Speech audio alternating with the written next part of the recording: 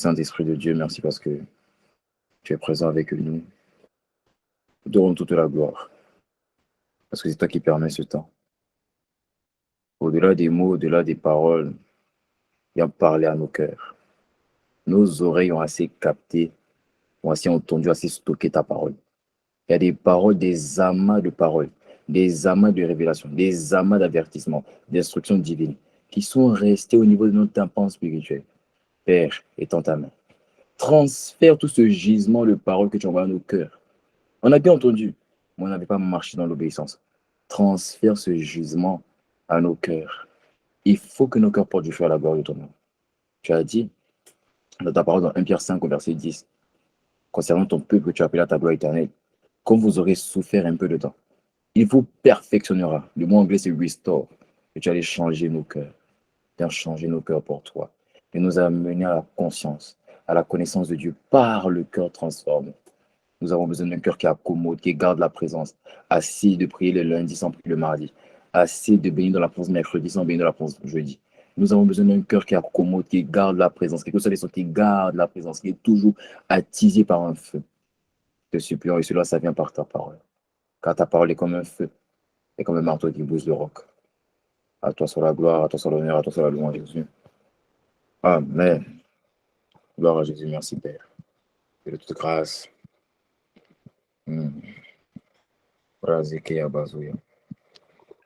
Gloire à Jésus. Alors, le titre de mon message, je rentre directement dans mon message du coup, parce qu'on attend que ça. Le titre de mon message, c'est Je n'arrive pas. C'est le message, c'est le même titre que la semaine dernière. Je n'arrive pas à me livrer totalement à Dieu. Comment faire? Et là, nous allons parler de la partie 2. Je n'arrive pas à me livrer totalement à Dieu. Comment faire? Et la semaine dernière, je t'ai expliqué que lorsque nous parlons de consécration, et pourquoi nous parlons de consécration, je t'ai donné deux raisons. La première des raisons que je t'ai expliqué pour laquelle nous parlons de consécration, c'est parce que, bien évidemment, Dieu en a marre de te voir souffrir. Dieu en a marre de te voir posséder, oppressé, harcelé dans tes nuits, dans tes jours, par des maladies, par des péchés, par des démons qui empêchent ta liberté, qui ne veulent pas que tu avances. Dieu en a marre de te voir dans cette condition souffrir, retenu par les prisons, retenu. Il en a marre. Il veut que ça change.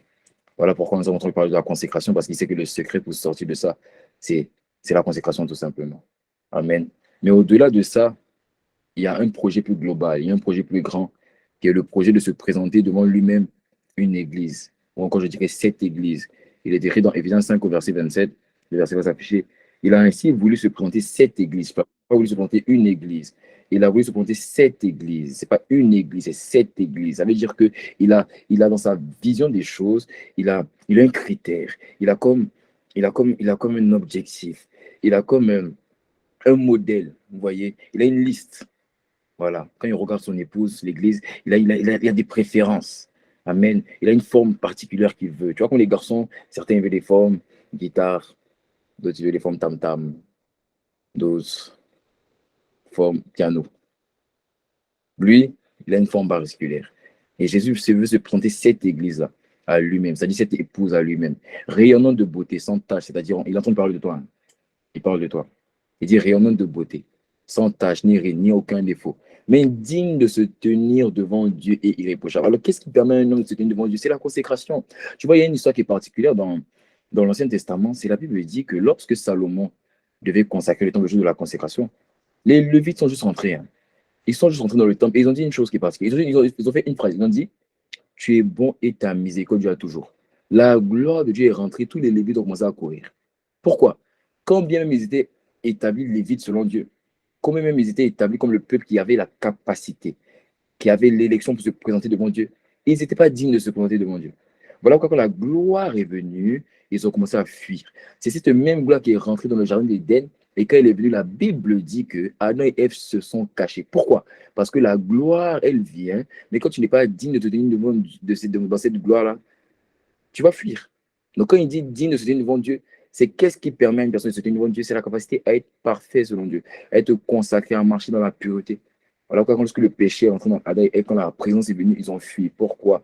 Parce que même s'ils étaient Adam et Ève, même si Dieu les avait créés avant toute chose, ils étaient plus dignes de se tenir. Mais toi, tu es trouvé digne en Jésus-Christ. Parce que le sang t'a couvert, il t'a justifié par le sang. Et quand il te voit, tu es pur. Quand il te voit, il n'y a rien, il n'y a aucun péché. Amen. Et nous avons vu la semaine, il y a bientôt 3 semaines. Nous avons vu maintenant, il y a bientôt 3 semaines que nous avons parlé d'un secret puissant pour se consacrer, qui est le fait d'amener le Dieu jaloux à entrer dans nos combats. Je t'explique que c'est très important de comprendre la puissance du Dieu jaloux. Ce n'est pas un chant, ce n'est pas un slogan. Quand on parle de Dieu jaloux, on parle de quelqu'un qui rentre dans tes combats et puis qui combat pour toi. Là, il me dit que tout ce qui est né de Dieu triomphe du monde. Et la victoire qui triomphe du monde, c'est la foi. Tu vois, en tant que quelqu'un qui est né de Dieu, tu as l'ADN de Dieu. Et c'est cet ADN-là qui vient combattre au travers de toi lorsque tu déclenches la facette, ce qu'on appelle le Dieu jaloux. Il vient dans tes combats et puis il te met à côté, il dit, bon, hein, tu t'es assez débattu, voilà, tu as assez prié en vain, tu as assez dit au nom de Jésus, ça passe pas. Lui, maintenant, il vient, il dit, bon, comme tu as appelé, moi, tu as dit au nom de Jésus, moi-même, Jésus, je viens dans ma personne et je vais terrasser ce qui te terrassait, je vais oppresser ce qui t'oppressait et je déclare qu'en ce mois de mars, selon qu'il a dit qu'il sera ton aide, Ésaïe 33, verset 2, il a dit, il sera ton aide. Je dis, tu vois, c'est comme deux personnes qui vont se battre ensemble. Surtout les filles qui étaient dans le monde, là. Je ne vais pas dire les nationalités. C'est-à-dire, elles, quand elles vont se battre, elles vont en groupe. Donc, comme elle sait qu'elle peut aller tout seul pas gagner, elle va appeler ses copines. Et ses copines la suivent. Il a dit, il sera ton aide. Pendant que tu vas le chercher, il vient avec toi. Il va fracasser tous ceux qui t'avaient fait la guerre au nom de Jésus de Christ. Il a dit, je serai leur aide. Et je vais te délivrer de toute leur détresse. Ésaïe 33, verset 2. Père, merci Père, de ce que c'est ce que tu vas faire pour nous. Donc le Dieu jaloux, c'est celui qui vient en combat pour toi. Le Dieu jaloux, c'est celui qui rend dans tes combats ne sont plus les tiens, ça devient les siens. Il vient prendre le péché, l'impudicité, la fornication, la masturbation, il la terrasse, il prend les serpents qui mordaient ta famille, qui mordaient ton cœur, qui mordaient l'échec, qui t'amenaient dans l'échec, qui t'amenaient dans le doute, dans l'inquiétude. Il vient, il les détruit. C'est ce qui va se manifester pour toi en ce mois de mars et en cette année au nom de Jésus.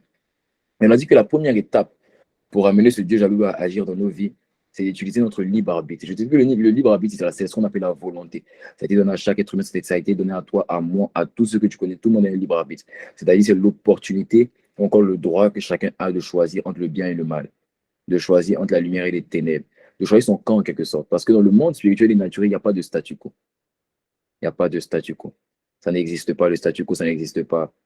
Être en deux, ça n'existe pas. C'est soit tu choisis un camp, soit tu choisis un autre. Et c'est la même chose. Donc, le libre arbitre te permet de choisir vite. Vas-y, tu ne choisis pas vite, bon. Tu sais, le diable, lui, il s'en fout de ton libre arbitre. Dieu, au moins, il va respecter, mais le diable, lui, il s'en fout. Amen. Donc, ça, c'est la première étape. Mais on a dit que mais on a dit que le libre arbitre qui te permet de choisir est insuffisant. C'est-à-dire, même lorsque tu as choisi un camp, la puissance qui se dégage de ce camp-là ne va pas forcément automatiquement agir dans ta vie. C'est-à-dire que même quand tu as choisi Dieu, c'est pas parce que tu as choisi Dieu que la puissance qui est déclenchée dans la vie d'une personne qui choisit Dieu va automatiquement rentrer en scène. Non, parce que il y aura toujours ce qu'on appelle un temps d'observation. Il y aura toujours un temps où on va te mettre à l'épreuve, on va t'éprouver pour savoir avec quelle motivation tu nous as choisi. C'est pour te servir de nous ou c'est pour nous servir. C'est pour prendre plaisir des grâces qu'on va te donner, mais c'est pour être notre plaisir. Donc Dieu va toujours t'observer afin de voir est-ce que tu veux l'adorer, est-ce que tu veux être son adorateur ou tu veux te servir de lui afin d'avoir les choses que tu as toujours voulu avoir, comme la joie, la paix, comme la patience, comme l'humilité. C'est des choses que tu as toujours voulu avoir. Tu as voulu avoir la guérison, la liberté, la transformation, la restauration. Mais Dieu va te mettre à l'épreuve. Il y aura toujours un temps d'observation où il va te regarder. Il va dire, OK, on va la mettre à l'épreuve. Et si elle arrive à passer cette épreuve-là, maintenant, je vais rentrer dans sa vie en tant que le Dieu jaloux et je vais agir. Maintenant, je vais terrasser ses ennemis. Et je dis que c'est ce que tu vas faire dans ta vie. Va terrasser ceux qui te terrassaient. Tu ne dormiras plus dans la peur. Tu vas arrêter de dormir avec la lumière. À cause de toi, les factures de ton papa font qu'augmenter. Le monsieur est là, il pense que alors que c'est toi qui dors la lumière, tu dors la lumière allumée. Hein? Ça change au nom de Jésus. Et on a dit que ce qui déclenche son action, c'est-à-dire ce qui l'amène à sortir de la phase d'observation et de rentrer dans la phase d'action, c'est quoi? C'est notre capacité à nous livrer, n'est-ce pas? J'espère là, je vais te faire un résumé, hein, mais ça, tu vas aller regarder le message de la semaine dernière. Ça, tu vas comprendre. Exode 4, au verset 31. La version Semeur, la Bible dit, le peuple fut convaincu en apprenant que l'Éternel intervenait en faveur des Israélites et qu'il avait pris leur détresse en considération. Et se prosternèrent et l'adoraient. Et je t'ai expliqué que ce verset nous explique en fait comment on se livre à Dieu tout simplement. Je vous ai dit que se livrer à Dieu, c'est deux choses. Et c'est ce que les Israélites ont fait. Ils se sont livrés en faisant deux choses. La première des choses, ils se sont prosternés. Et la deuxième chose, c'est qu'ils ont adoré. Et je t'ai expliqué que le terme prosterné ici et adoré, ça paraît semblable, n'est-ce pas? On est d'accord, non? Tu me dis de prosterner, on se dit, mais l'un va pas sans l'autre. On peut pas adorer sans se prosterner, on peut pas se prosterner sans adorer. Mais Dieu dit si, si, si, si, si. Si, si, si, si. Tu vois? Moi, on se dit que non, c'est complémentaire, mais Dieu va te dire non, c'est deux choses très distantes, mais tu es obligé de les faire ensemble afin de te livrer. Tu ne peux pas te prosterner et dire que non, j'ai adoré. Tu peux pas adorer et dire que tu t'es prosterné en même temps. Non, non, non. Tu dois faire ces deux choses-là et combiner ensemble. C'est ce qu'on appelle se livrer à Dieu. Et se prosterner, on a dit que c'est l'adoration gestuelle. Ou encore, et c'est plus sur l'adoration, on va parler de symbolique, des choses qu'on fait de manière symbolique, qui prouvent notre choix, qui prouvent quel choix on a effectué. Tu vois, par exemple, quand tu chantes, tu dis Seigneur, je te veux, toi, tout ça, ce sont des choix symboliques qui sont en train de dire à Dieu, c'est toi que j'ai choisi. Qui sont en train de dire au diable, c'est Dieu que j'ai choisi. Tu vois, c'est des choses symboliques. Quand tu te prosternes, quand tu pries, hein, quand tu partages sur les réseaux Jésus, tout ça, c'est des choses symboliques. C'est des choses dans le geste. Amen. Tu l'as fait, c'est une manière de prouver, c'est une manière d'effectuer ton choix. Mais on a dit, c'est pas suffisant. On a dit, c'est pas suffisant parce que lorsque tu t'es prosterné, tu viens juste de faire 50%. Mais pour amener le Dieu à agir, le Dieu jaloux à agir, il faut se prosterner, adorer. Donc ça veut dire qu'il reste un autre 50%. Et les autres 50%, c'est là qu'on a parlé du fait adorer. Et la semaine dernière, je t'ai expliqué comment se prosterner, n'est-ce pas? Aujourd'hui, je viens de te parler de comment adorer. Dieu m'a fait du bien. Je ne savais même pas s'il allait parler, il a parlé. En plus, il a parlé tellement rapidement. Oh, je ne sais pas si vous priez pour moi ces derniers temps, mais franchement, Dieu me va tellement facilement. Franchement, je rends grâce à Dieu pour la personne qui a prié pour moi. Et il m'a dit qu'il me parle. D'ailleurs, j'entends sa voix, c'est pour ça que tu entendras sa voix. La personne qui a prié pour moi. Toi qui n'as pas prié pour moi, dis pas, mais ça ne sert à rien. Laisse. C'est pour quelqu'un d'autre, c'est pas pour toi. Laisse, non, c'est trop tard, c'est trop tard. Faut pas élever la voix ici. Maintenant, tu vas commencer à prier. Laisse. Hein? Laisse. Ça sert à rien, ça sert à rien. C'était hier qu'il fallait le faire. Quand j'étais là. J'ai dormi à 7 heures ce matin. J'ai fait 24 heures sans dormir. Parce que j'étais en retraite. Et moi, je pensais que Dieu allait me parler en retraite. Non, il a attendu que je prie. Quand je rentre à la maison pour dire maintenant je vais dormir, il dit non, c'est maintenant je vais parler. Donc, jusqu'à 7 heures, mais j'étais enflé comme ça. Mais il a parlé. Et quand Dieu parle, la Bible dit qu'il envoie sa parole, elle est fait libérer de la fosse, tu vas encore sortir de la fosse. Est-ce qu'il y a quelqu'un qui est béni par All In Together? Est-ce qu'il y a une personne qui chaque semaine se rend compte qu'il est en train de sortir au fur et à mesure de la fosse par la révélation de la connaissance, de la parole, parce que tu sors de l'ignorance et de la méconnaissance. Tu n'as pas remarqué que les paroles viennent du cœur de Dieu. Amen. Ne regarde pas au nombre, regarde au prix payé. Regarde la parole qui se regarde la qualité de la parole. Dieu transforme par la parole. Dieu transforme par la parole. En tout cas, j'espère que tu es béni par All In Together. J'espère que tu es béni en tout cas. Il y a une personne qui te dit, mais oui, je suis béni. On me regarde. Alléluia. Donc la semaine dernière, je t'ai parlé de se prosterner. Je ne vais pas rentrer dans le message, tu vas regarder le message. Et cette semaine, je vais te parler de adorer. Donc se prosterner, c'est une adoration dans le geste, dans la symbolique. Mais adorer, en fait, là, c'est plus symbolique. Adorer, il est question d'action concrète. Adorer, en fait, là, tu es en train de prouver sur le terrain que c'est toi que j'ai choisi. Adorer, c'est l'action que tu poses qui confirme le choix que tu as effectué par la symbolique. La symbolique est un choix que tu as effectué. L'adoration, c'est confirmer le choix que tu as fait par des actions concrètes. Adorer, un autre synonyme, c'est sacrifier. C'est sacrifier. Adorer, ça veut dire sacrifier. Ça veut dire le sacrifice sur les actions concrètes que tu poses, qui viennent confirmer que tu as vraiment choisi Dieu ou le diable. Quand le diable te choisit, il va te dire sacrifie ton enfant, sacrifie ton travail, sacrifie ta virginité, sacrifie ça, sacrifie tes amis, sacrifie ta dignité, sacrifie tes heures de sommeil. Voilà comme des gens sont milliardaires, mais ils ne donnent pas. Franchement, ça sert à quoi? De toi à moi. Quand la Bible dit que à quoi ça sert de gagner le monde? C'est impersonnable. Tu imagines, tu as tous les milliards, mais tu ne peux pas dormir. Mais tu as tous les, il y a certains, il y a des choses. C'est parce que les gens ils ont des bons parfums. Hein. Souvent, les gens, quand ils ont leur âme au diable, c'est parce qu'ils ont des bons parfums, ils ont l'argent pour acheter des bons parfums. Sinon, on leur dit que tu donnes ton âme et tu te laves plus. Ah, ok. Ils ont des bons parfums, donc on ne sent pas, mais tu donnes ta vie pour avoir le buzz. Tu meurs à l'âge de 23 ans, tu n'as pas idée de ce qui se passe. Hein. Dernièrement, il y a quelqu'un qui est décédé en Côte d'Ivoire et dans la musique. Vous imaginez? Des étoiles filantes. Alors que Dieu veut faire le temps une étoile brillante. Une étoile brillante est établie dans le ciel. Les hommes passent, les saisons passent, elle est là. Les étoiles filantes, paf, elle passe. Voici une personne qui a eu un buzz, si je dois appeler ça comme ça. Elle a été élevée pour un temps, une célébrité, qui n'est même pas arrivée à l'âge de 25 ans. Dieu se sait où la personne est partie. Adorer, c'est sacrifier. Adorer, c'est l'action que tu poses qui confirme le choix que tu as effectué. Et quand tu choisis Dieu, Dieu va t'amener à sacrifier des choses vraiment pour lui prouver que c'est lui que tu as choisi. Et Dieu m'a parlé. Il m'a dit que la différence entre...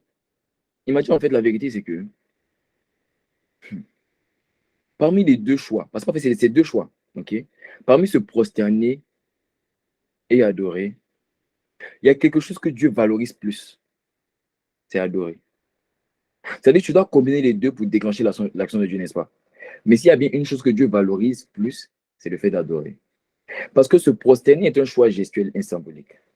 Mais adorer, c'est un sacrifice. Et Dieu m'a donné cet exemple. Il m'a dit, c'est comme un partisan d'une cause. C'est comme une personne qui dit, non, moi je suis pour le féminisme, moi je suis contre le racisme. Dieu m'a dit, on valorisera plus une personne qui a intégré une association contre le racisme qu'une personne qui est là sur Instagram pour mettre des commentaires contre le racisme. On valorisera plus une personne qui sort dans des associations, à faire des manifestations, à donner son argent pour le bien de l'environnement qu'une personne qui dénonce Nutella et McDo sur Internet.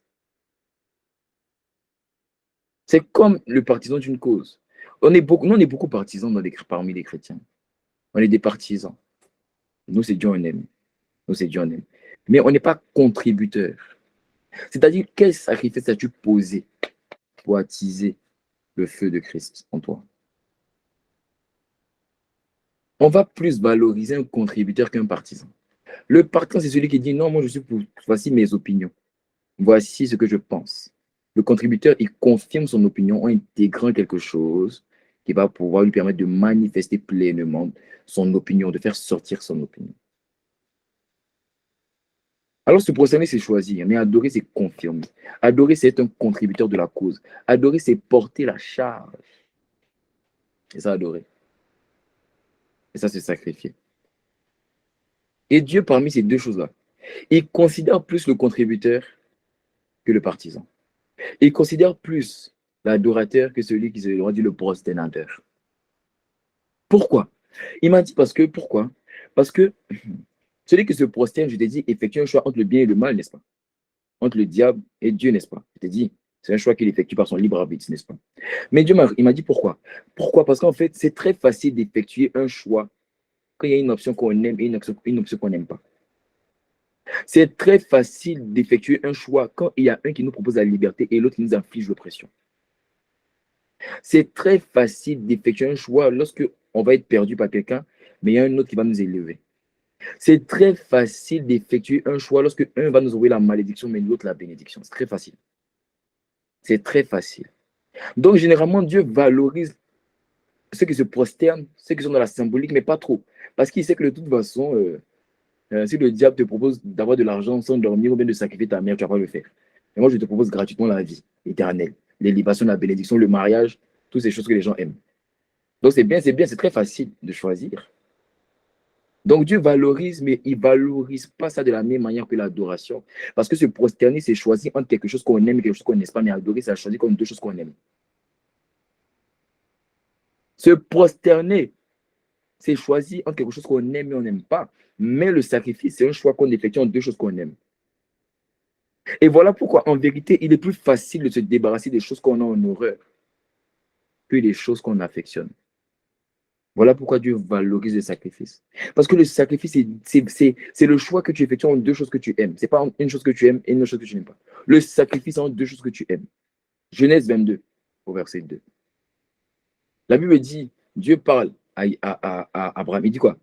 Il dit, prends Isaac. Regarde, prends Isaac. Prends Isaac, ton fils, que tu aimes. Que tu aimes. Lui dit Dieu. Il va au pays de Morija.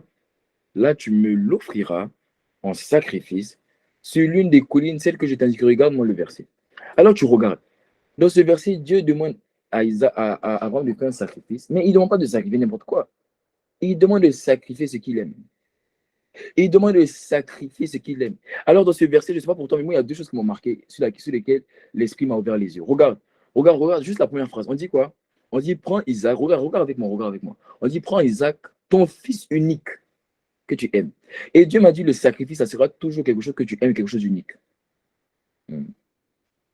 Quelque chose que tu aimes, ça veut dire quelque chose pour lequel tu portes de l'affection. Quelque chose que tu valorises. Mais ce n'est pas seulement ça qui est un sacrifice. Le sacrifice, c'est non seulement quelque chose que tu valorises, dans lequel tu portes de l'affection, mais aussi c'est quelque chose d'unique. C'est toutes les choses où on se dit, mais c'est impossible que j'aurai ça encore.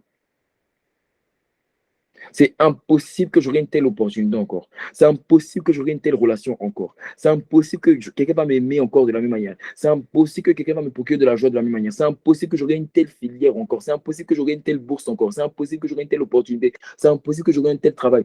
Dieu dit, le sacrifice, ça sera toujours quelque chose d'unique. Que toi, tu penses être unique. Toi, tu te dis, mais à quand j'aurai une telle opportunité de voyager? À quand, dans quelle relation quelqu'un va pouvoir payer ma scolarité comme ce tonton a payé ma scolarité? Pourtant, je sais qu'il me fait des avances. Pourtant, je sais qu'il me dit des choses qui ne sont pas bien. Pourtant, je sais qu'il me demande des photos qui ne sont pas bien. Mais comme il paye ma scolarité, comme il m'envoie de l'argent de poche, je peux faire garder. De toute façon, mes copines le font. J'aimerais le faire, ce n'est pas grave. Dieu dit ce que tu n'as pas compris, tu considères ça comme unique parce que tu dis, mais à quand? Jusqu'à quand j'aurai une telle relation? À quand j'aurai une telle opportunité? Dieu dit ça là, Isaac. Tout ce que tu considères comme unique, la filière que tu considères comme unique, l'école que tu considères comme unique, l'admission que tu considères comme unique, ça, Dieu dit, Saint Isaac. Je ne dis pas que je dois le sacrifier d'abord, mais surtout de t'expliquer en fait qu'un sacrifice qu'on donne à Dieu, quand il te demande de le donner, parce que c'est toujours Dieu qui te dit donne-le Isaac. Ce n'est pas toi qui détermine c'est quoi Isaac. Amen. Donc, mais surtout de t'expliquer que le critère que Dieu appelle Isaac, c'est quoi? Quelque chose d'unique, quelque chose que tu aimes. Aimes, tu as compris. Unique, tu n'as pas compris. Non, je n'appuie plus dessus. C'est que je te dis, mais c'est quand je vais avoir ça encore? Quel jour? Quelle année? Il m'est arrivé des opportunités, Dieu m'a dit, j'ai dit, Dad, on va laisser ça comment? J'ai été bête toute ma scolarité. Non, mais j'appuie sur les mots, j'ai été bête toute ma scolarité. Dieu m'a donné, il m'a restauré l'intelligence à partir de la première. J'ai eu mon bac en terminale par sa grâce, avec la mention bien. Alléluia. J'ai été admis dans l'une des 200 meilleures universités au monde. Là où mon père devait payer la scolarité, à 15 000 euros l'année, on va dire 10 millions de francs CFA par an, j'ai eu une bourse qui allait m'amener à payer uniquement 400 000 par an, donc 800 euros par an, des 200 meilleures universités du monde. Tous les présidents, c'était en sciences politiques, tous les présidents des chefs d'État en Afrique centrale, en Afrique de l'Ouest, la plupart sont sortis de cette école. Les fondateurs même de la science politique aujourd'hui qui siègent en Suisse sont sortis de cette école. Tu te dis, mais moi, je vais avoir quel Je vais avoir ça quand? Et moi, tu sacrifies ça pour moi. Tu sais ce qu'on appelle le sacrifice, toi? Tu sais pas? Tu sais pas? Tu sais pas ce qu'on appelle le sacrifice? Tu te dis, mais où est-ce que je vais avoir ça encore? C'est ça, Isaac. C'est ça, un sacrifice. Quelque chose qu'on aime et quelque chose d'unique.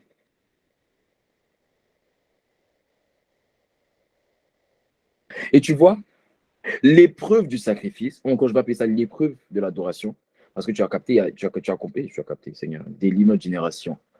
Oh, je sais le langage. Tu as capté, j'ai dit. Seigneur, délivre-nous, je te supplie. Tu vois, il y a deux étapes pour se livrer. Il y a la phase de se prosterner, ou je vais encore dire l'épreuve de se prosterner. Et il y a l'épreuve sacrifice. C'est des épreuves. Parce que Dieu a voulu éprouver, voulait éprouver Isaac.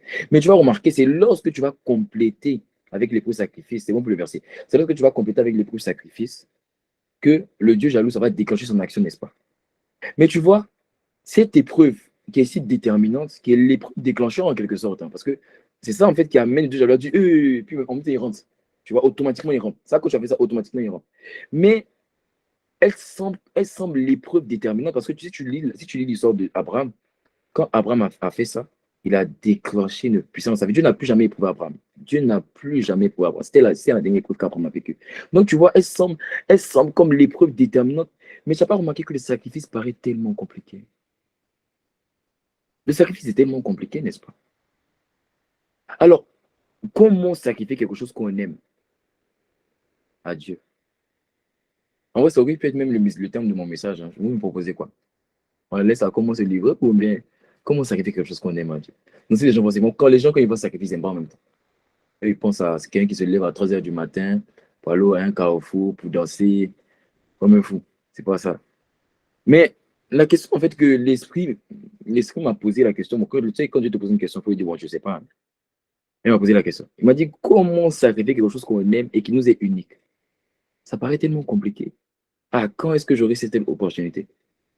À quand j'aurai ce débouché? Comment je vais faire? Comment Abraham? Stérile. Parce que je vous ai expliqué que ce n'est pas Sarah qui était stérile. Parce que les deux étaient stériles. Mais Sarah n'était pas stérile par manque de.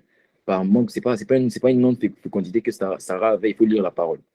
Sarah, elle, son problème, c'est qu'en fait, l'âge était dépassé, qu'on appelle la ménopause. Sa stérilité était liée à sa ménopause, pas au fait qu'elle manquait de celui. C'est Abraham qui était le stérile. Voilà, Abraham était impuissant. Voilà. C'est pas Sarah. Sarah, c'était juste la ménopause. Amen. Donc, comment une personne qui n'a jamais eu d'enfant? Là, il vient d'avoir un enfant. Amen. Et si je te pose la question, si tu me dis, mais parce que je sais qu'il y a quelqu'un qui te demande, mais comment tu peux dire qu'Abraham est stérile alors qu'il a eu Ismaël? Il faut savoir qu'il a eu Ismaël aussi. Il a eu Ismaël lorsque Dieu lui a dit, regarde les étoiles du ciel, regarde le sable de la mer. Donc Dieu avait restauré son identité. Dès que Dieu a restauré son identité, donc ça veut dire que je peux procréer. C'est fini. Donc il a fallu que Dieu lui révèle qui il était. Non, il était stérile. Et quand il est sorti de là, il est allé vers Sarah, il a expliqué la vision. Il a dit, mais si c'est ça, va vers ma servante. Pourquoi? Maintenant, ton identité a été restaurée. Son identité lui a été restaurée, mais elle, ça n'a pas été restauré. Sinon, il a dit, mais allons ensemble en même temps pour concevoir. Elle n'avait pas compris. Bon, on va parler là-bas. Fermons. Dodo, toi, tu as compris au moins. Parce que je voyais une personne qui me regarde. Il y a une personne qui est derrière son écran, qui n'a pas mis sa caméra, mais qui il raconte quoi? Il parle de quoi? On est dans la Bible, là? On est encore dans la Bible? Ou bien il nous parle d'une série? Je parle de la Bible, il faut lire la parole. Lis la parole. Il faut lire la parole. Non, regarde. Il faut qu'on se mette d'accord. Si tu es dans All In Together, tu ne peux pas ne pas lire la parole. Tu as vu comment Dieu m'a accordé la grâce d'aimer la parole? Tu n'as pas le droit. C'est enseignement, tu n'as pas remarqué, c'est enseignement. Tu n'as pas le droit. Si une personne qui a All In Together a la même grâce que moi, Dieu il m'a donné plusieurs grâces. 3 grâces particulières. La première des grâces qu'il m'a données, qui était pas prévue, qui était prévue, c'est la première des grâces qu'il m'a donné. Ce qu'il m'a donné à moi, le talent qu'il m'a donné. La première grâce, quand je parle de talent, je parle de talent. Je parle de talent dans la parabole. Bref, on va pas encore aller là-bas parce que c'est pas de quoi je parle. Mais la première grâce qu'il m'a donné, c'est le prophétique. Entendre la voix de Dieu. Et ça, vous l'avez vu. Je ne sais pas si vous avez regardé le séminaire sur la volonté de Dieu. Vous avez vu ce qui s'est passé au Brésil. L'Esprit l'avait dit, n'est-ce pas? Vous avez vu ce qui s'est passé en Tunisie. L'Esprit avait dit, n'est-ce pas? Ce qui est en train de se passer au Cameroun. L'Esprit avait dit. Ce qui est en train de se passer, comment ça s'appelle, au Gabon, l'Esprit avait dit. Et même, je ne sais pas si je vous avais parlé du fait que l'Esprit va commencer. Il n'y aura plus cette question de. Je pense que vous avez parlé de ça, de tout ce qui est France-Afrique. Vous avez parlé de ça, n'est-ce pas? Le fait que les pays africains vont être restaurés. Vous avez vu la déclaration du président Macron. Tout ça, c'est l'esprit avait annoncé. Non, ça, c'est la première grâce que Dieu m'a donnée. Bon, c'est pas que tu dis, mais je vois, il entend, je laisse ça. C'est pas ça le plus important. La deuxième des grâces qu'il m'a donné, ça, c'était pas prévu, mais je suis allé acheter. C'est ce que la Bible dit dans la parabole des 10 vierges. Il y a des choses que tu n'as pas, mais tu vas aller acheter. Ou bien la Bible dit dans la parabole de celui qui avait acheté un champ. Il a trouvé un bon trésor, mais comme il ne pouvait pas avoir le trésor, il est parti acheter directement le champ tout entier. Il y a des grâces que Dieu te donne, mais il y a des grâces que tu iras acheter. Et moi, la grâce que je suis allé acheter, c'est la grâce de l'enseignement. Au début de ma marche avec Dieu, quand Dieu m'a envoyé dans un désert pendant 1 an, c'était chaque soir lire ma Bible. Je pourrais prendre 3 heures, 4 heures devant la parole. C'est des choses qui s'achètent. C'est un prix à payer. Donc, cette grâce est sur moi. Et la troisième des grâces qui n'était pas prévue, mais il a eu compassion de moi. De la même manière que la Bible dit concernant les aveugles, les boiteux, les estropiés qui n'étaient pas prévus à la fête. Mais comme ceux qui étaient prévus ne sont pas venus, il est parti les appeler dans les corps pour dire, bon, venez à la fête. Il y a une grâce qui n'était pas prévue, c'était la grâce de l'adoration. Ça, ce n'était pas prévu pour moi. Je devais juste être un serviteur simple. Parce qu'ils disent que j'ai trouvé Joël, mon adorateur. Et tu vois alors, tu comprends pourquoi le Dieu m'a donné ce cœur d'adorateur que j'essaie de te donner, comme c'est le seul héritage que je peux te donner, c'est l'adoration. Amen. C'est l'adoration. Ça, c'était pas prévu. Il me l'a donné. Donc, je te le transfère par sa grâce. Mais tu ne peux pas être à All In Together depuis ne pas aimer la parole de Dieu. C'est pas normal. C'est pas possible. Non, je ne dirais pas que c'est pas normal, parce que ça peut être une prison pour toi. Mais c'est pas possible. Et si c'était ton cas, ça change. Regarde, il y a des personnes, tu sais, il faut qu'on revienne à la parole de Dieu. Le peuple de l'Église, on a trop d'hérésie, on est trop dans l'hérésie, on a trop de mauvais. On enseigne mal la parole de Dieu. Il faut que Dieu suscite une génération d'enseignants, de docteurs, des personnes qui prennent des versets compliqués, qui les distinguent. La plupart des choses que je suis en train de t'expliquer, tu n'as pas remarqué que moi je prends les versets compliqués, je te l'explique, tu comprends. C'est ça un docteur. Le docteur, ce n'est pas celui qui prend la parole compliquée. C'est pas du tout m'appeler docteur. Si tu fais ça, c'est que moi, j'aime pas ces choses. Le docteur, c'est pas celui qui prend la parole, une parole facile, et puis qui la rend compliquée, puis on se dit, hey, c'est fort, mais et puis on comprend pas. Les gens disent c'est fort, mais eux ne comprennent pas ce qu'il est en train d'expliquer. Le docteur, c'est celui qui prend des choses compliquées qu'on avait lues pendant 1 an, 6 mois, on ne comprenait pas. On lisait là-bas, on ne comprenait pas, et puis qui te décrit ça, tu as l'impression, oh, mais c'est aussi facile que ça. C'est ça. C'est ça qu'on appelle la grâce de l'enseignement. Donc, si je suis ce groupe, la grâce est sur toi, parce que la même est que sur moi et sur toi. Le même Saint-Esprit qui habite en moi, habite en toi. Et c'est ainsi que si tu es couvert par cette grâce, la grâce de lire la parole, de la comprendre, t'est donnée au nom de Jésus le Christ. Voilà pourquoi si vous me posez des questions, je ne vous réponds pas. Je vous dis, va juste lire. Parce qu'en fait, c'est l'Esprit qui explique. C'est pas moi qui ai écrit la Bible. C'est l'Esprit qui l'a écrit au travers des hommes. Et c'est lui qui révèle. Quand quelqu'un me donne un bon amen, s'il a compris. Amen. Donc, qu'est-ce qui a amené Abraham à sacrifier alors? Ah, tu vois, en plus, tu vois, laisse-moi donner le secret en plus. C'est quoi qui a amené Abraham à sacrifier? Abraham a eu la révélation de la parole. Tu vois, on revient sur le fait de parole. Abraham a eu une révélation d'une facette particulière de Dieu. Abraham, ce qui a amené Abraham à sacrifier Isaac, c'est qu'Abraham avait une révélation particulière de Dieu qui l'a amené à le faire. Vous savez, c'est quelle révélation? Il a eu la révélation de celui qu'on appelle El Shaddai. Je suis venu te parler de El Shaddai. Là, il dit dans Genèse 17 au verset 1 à 2. Tu as chanté ça ici. El Shaddai, Dieu Tout-Puissant. Chante, tu vois ce que tu chantes, tu ne peux pas t'arrêter pour écouter ce que ça veut dire. Bon, non, regarde. Genèse 17, du verset 1 à 2. La Bible dit, lorsque Abraham, tu as vu, ce n'est pas Abraham. Abraham. Pourquoi? Parce que la révélation a changé son histoire. Dès qu'il a eu la révélation, c'est fini, il n'était plus Abraham, il était Abraham. Tu vois? Je déclare que cette année, tu auras une révélation de Dieu qui va changer ton histoire. Je dis, tu auras une révélation de Dieu qui va changer ton histoire. Je dis, tu auras une révélation de Dieu qui va changer ton histoire. Si Dieu m'a appelé cette année, tu auras une révélation de Dieu qui va changer ton histoire.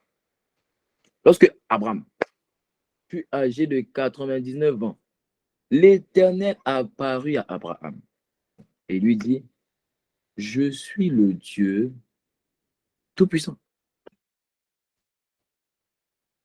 Le terme grec, c'est El Shaddai. Le terme hébreu plutôt, El Shaddai. Je suis le Dieu Tout-Puissant. Il dit, marche dans ma face et sois intègre. Verset 2. J'établirai mon alliance entre moi et toi. Je te multiplierai à l'infini. Alors, au-delà de la révélation que Dieu a donnée à Aaron, qu'est-ce que ce verset veut dire? Va dans le beau verset 1. Ça veut dire quelque chose qui est particulier. Ce verset veut dire quoi? Ce verset veut dire que Abraham, si tu marches devant ma face et tu es intègre, je vais te donner une postérité. Autrement dit, tu seras le père des multitudes si tu marches devant ma face et si tu intègres. Mais là, ça veut dire quoi? Marcher devant la face de Dieu. Marcher devant la face de Dieu, ça veut dire mène ta vie en fonction de la révélation que tu viens d'avoir.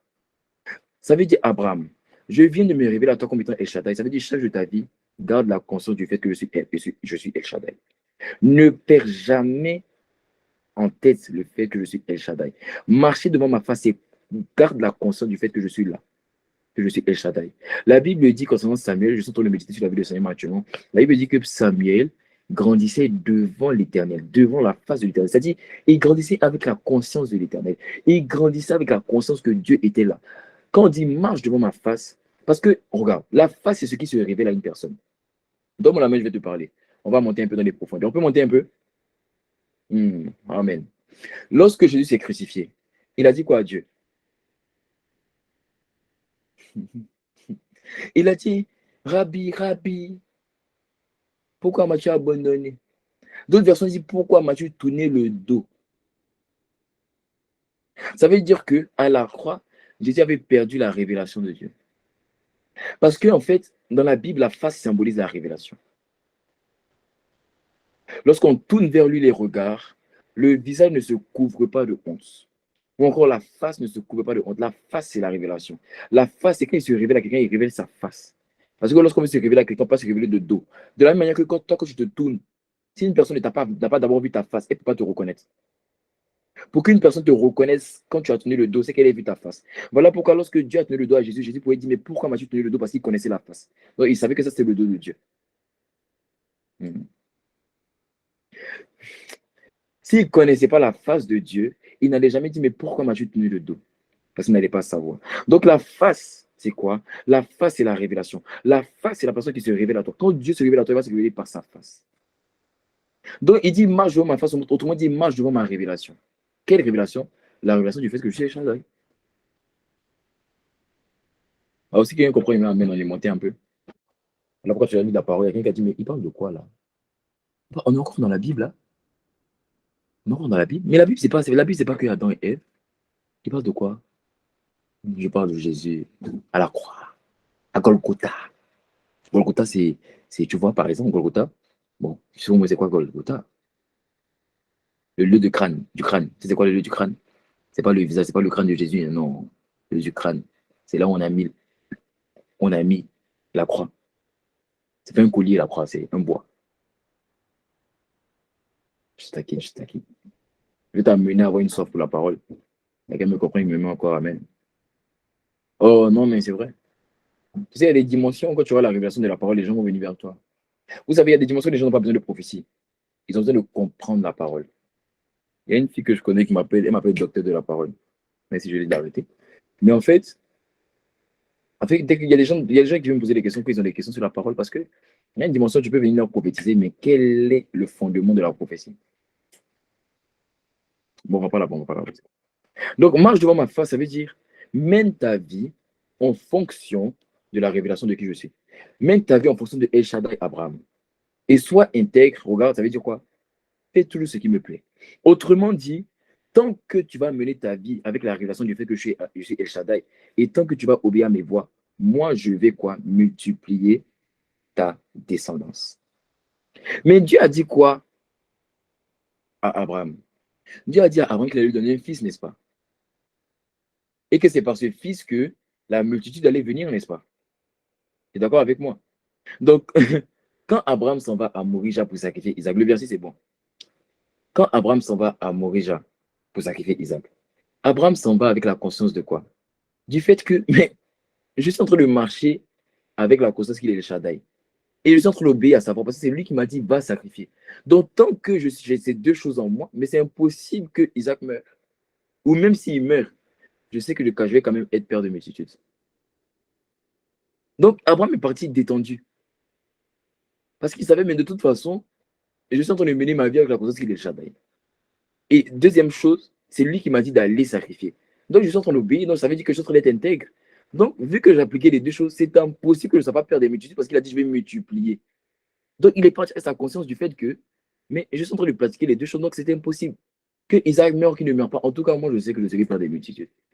Et c'est ce que la Bible explique dans Hébreu 11, du verset 17 à 19.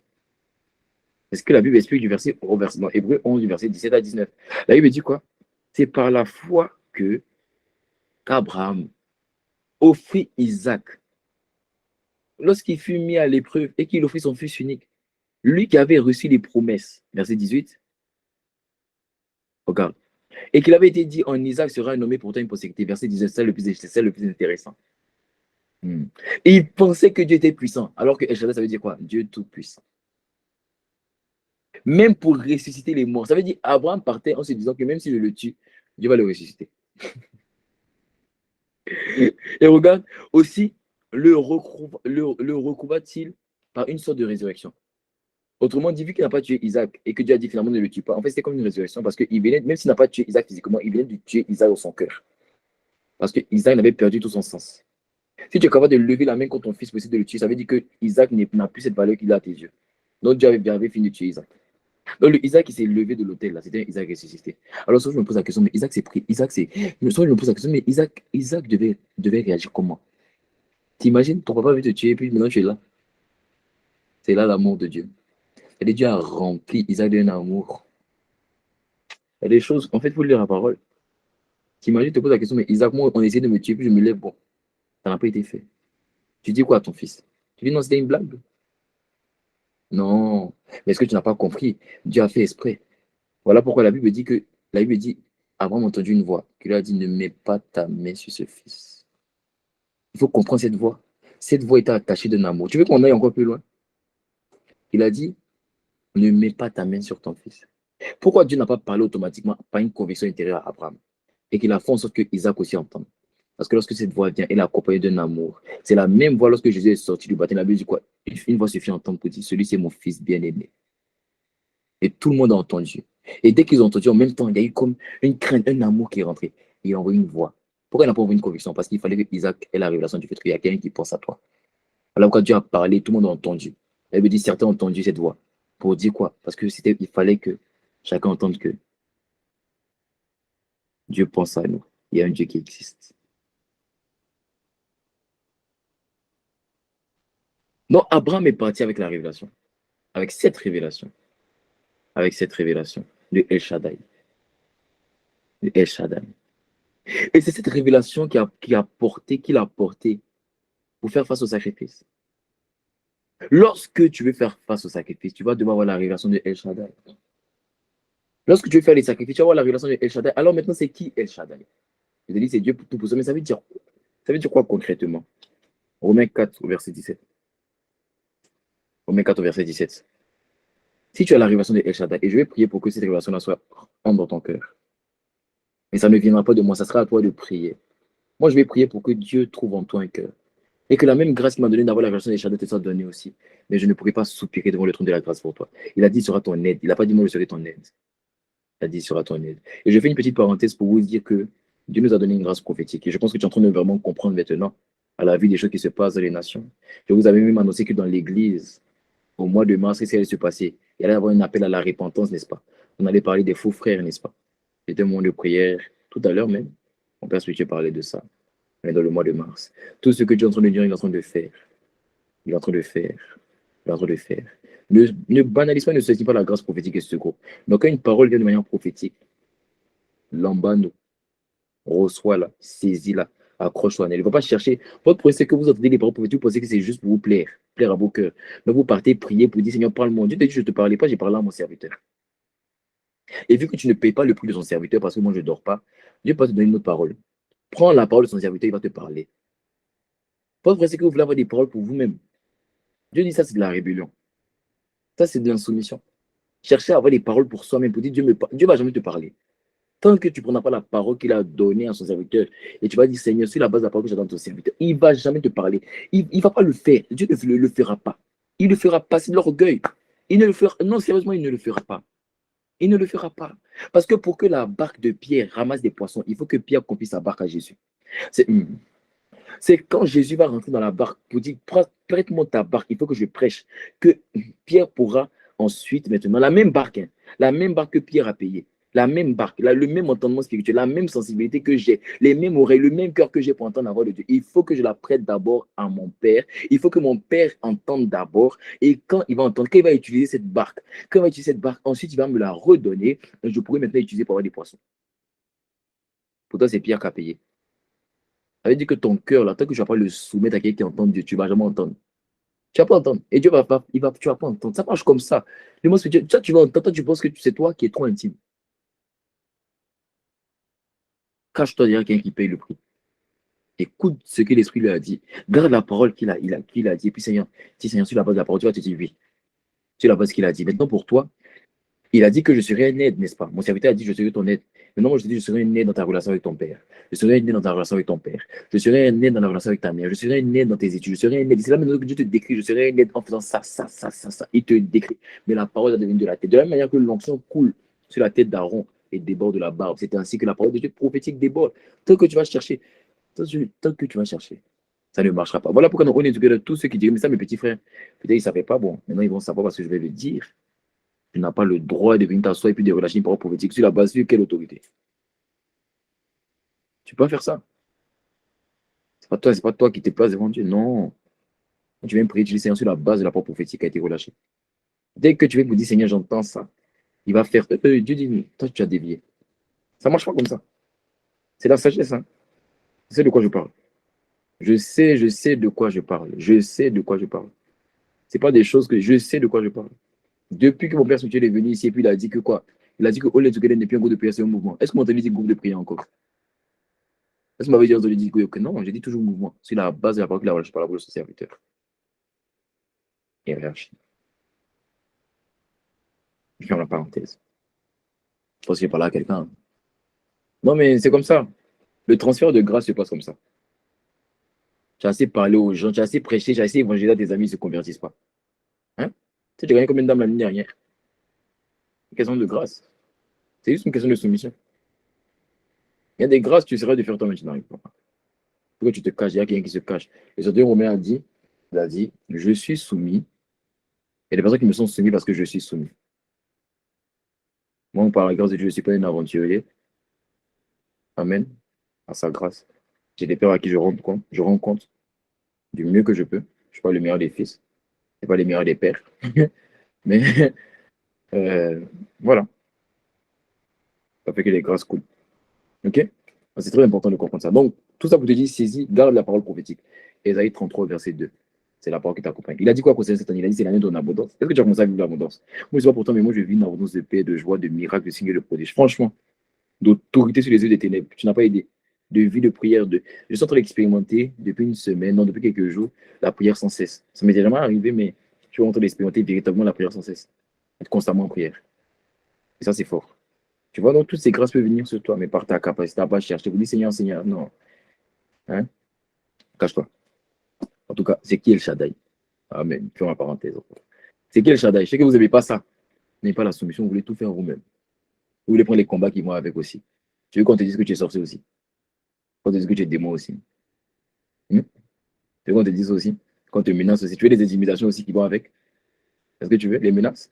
On te menace si tu viens sur tes territoire. On va te mettre en prison. Tu veux ça aussi? Je sais pas, hein? Soumets-toi seulement. Tu dois lui parler à quelqu'un. Il y a quelqu'un qui a besoin d'être libéré de l'orgueil, de l'insoumission, de la rébellion. Du désir de faire de soi-même.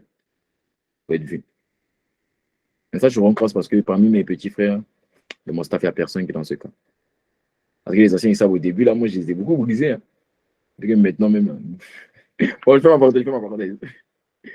Alléluia. C'est qui le Shaddai? Romains 4, verset 17. Romains 4, verset 17. La Bible dit, j'ai été établi père d'un grand nombre de nations. Et notre père, donc on parle d'Abraham, hein, on parle d'Abraham. La Bible dit que j'ai été établi père, donc devant un grand nombre de nations. Il est notre père devant celui auquel il a cru. Donc on parle d'Abraham qui est notre père dans la foi. Ok? Devant celui auquel il a cru.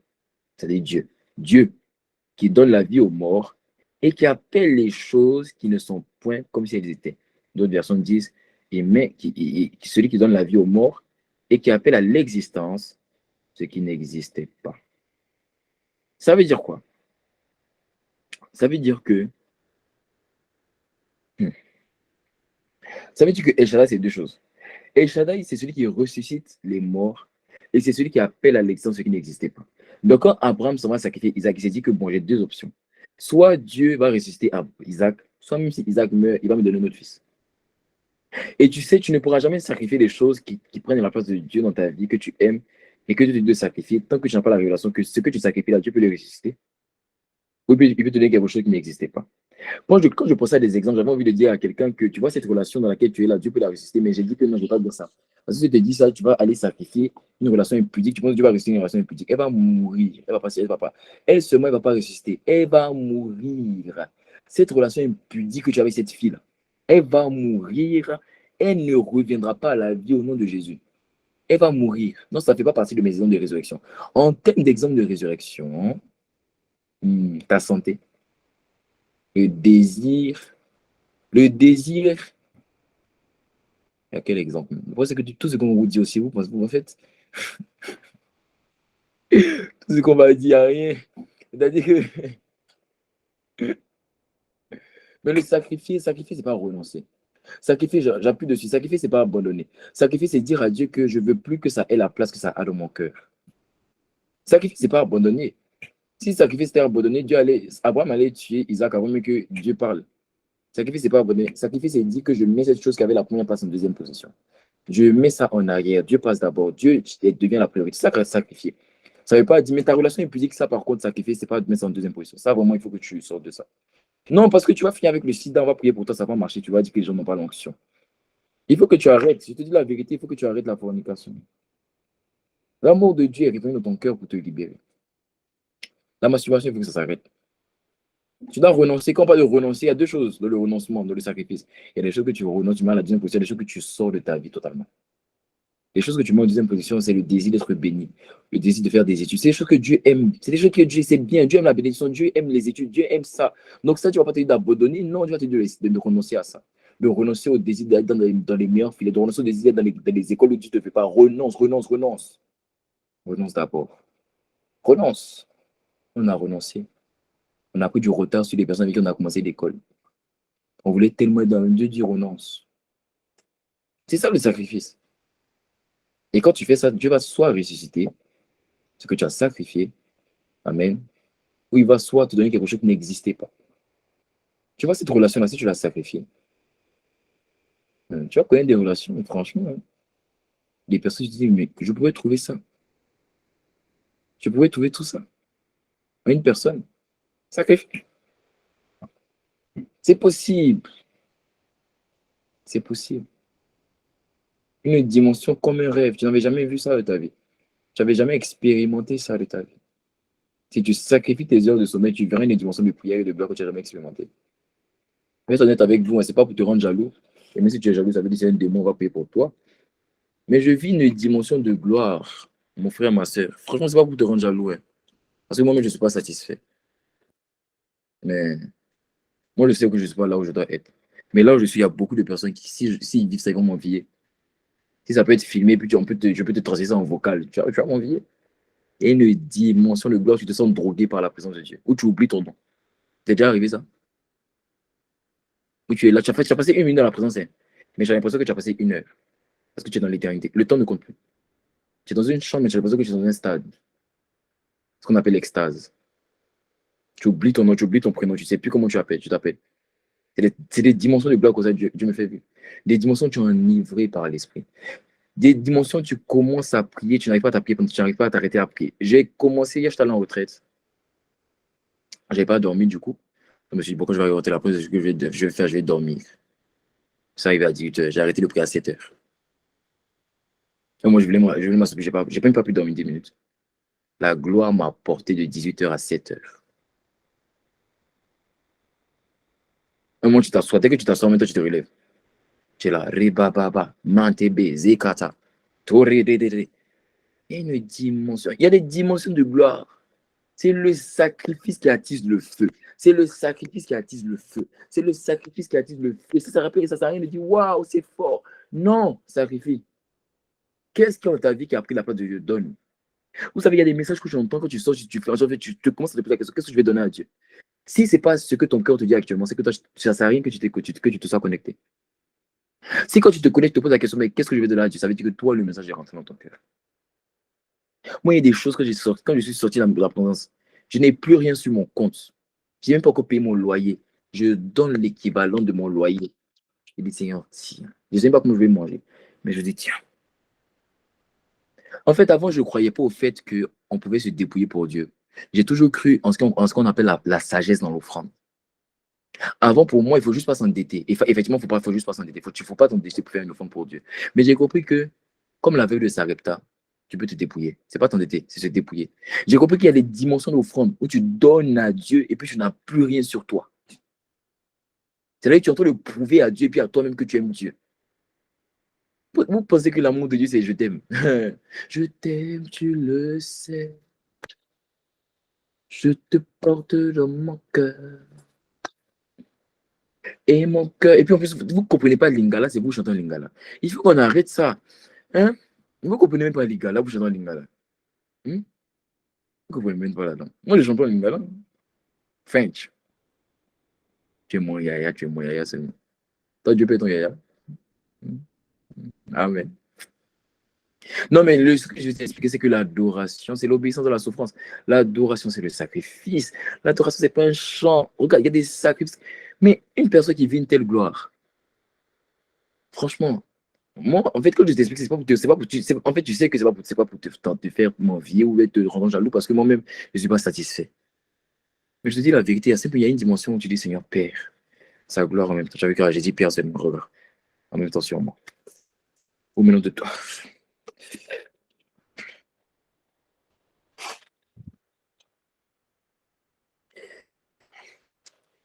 Où tu dis, Papa seulement.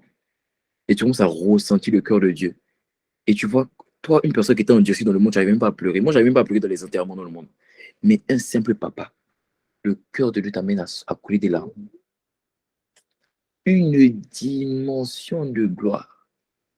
Où tu voyais tout ce qui était pour toi comme un gain, comme une perte. Je reçois des témoignages, tu n'as pas idée.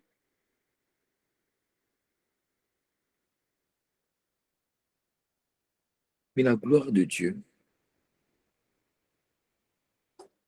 t'amène à voir toutes ces choses qui étaient pour toi comme un gain, comme de l'homme.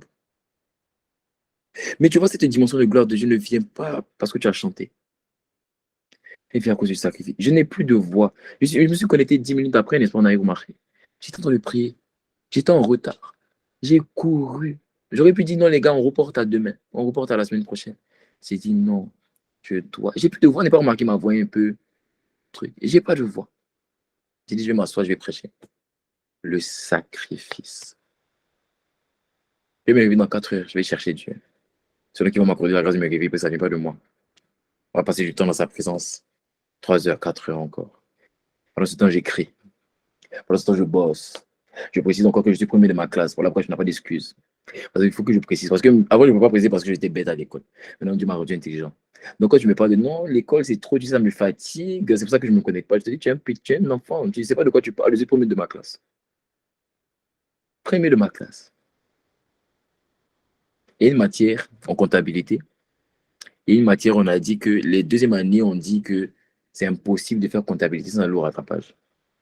Effectivement, il paraît que les années précédentes, personne n'allait, tout le monde allait au rattrapage. C'est-à-dire, même si tu as validé toutes les matières, comptabilité, c'est moi tu es obligé d'aller au rattrapage. Vous avez eu combien aux examens? Et 19/20.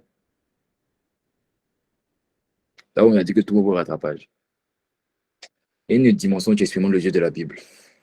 Il y a une dimension. Il y a une dimension où le Dieu de Daniel devient ton Dieu. Il y a une dimension où le Dieu de l'ingéniosité, le Dieu de la sagesse, de la créativité, devient ton Dieu. On a dit tout le monde échoue. Et rattrapage, quand on dit tout le monde rattrapage, ça veut dire que dans notre école, pour passer au rattrapage, c'est pas 10, c'est avoir 6. C'est avoir 6/20, rattrapage. Et 19.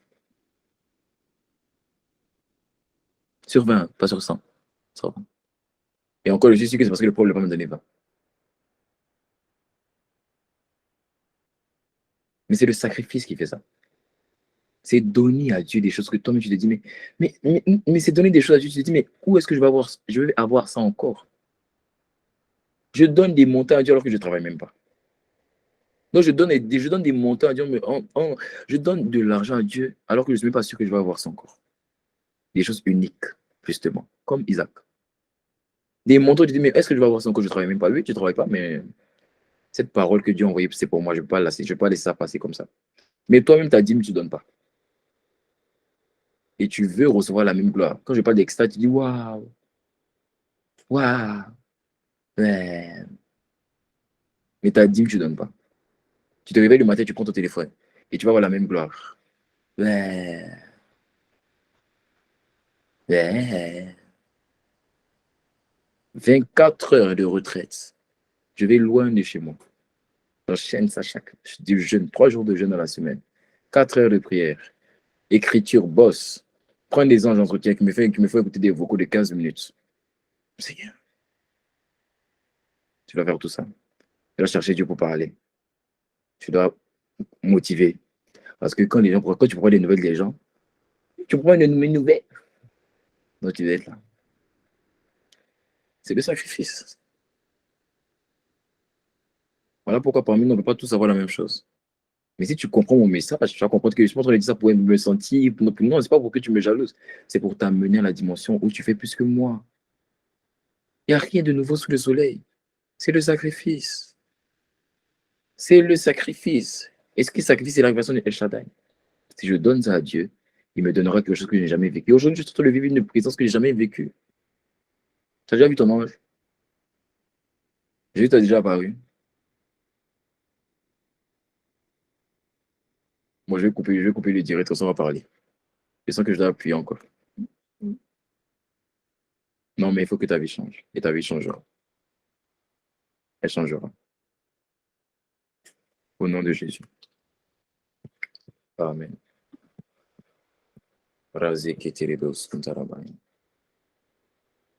Mets ta main sur ton cœur. Seigneur, je vais prier pour quiconque a mis sa main sur son cœur. Que la révélation de El Shaddai rentre dans ce cœur. Au nom de Jésus. Amen. Amen.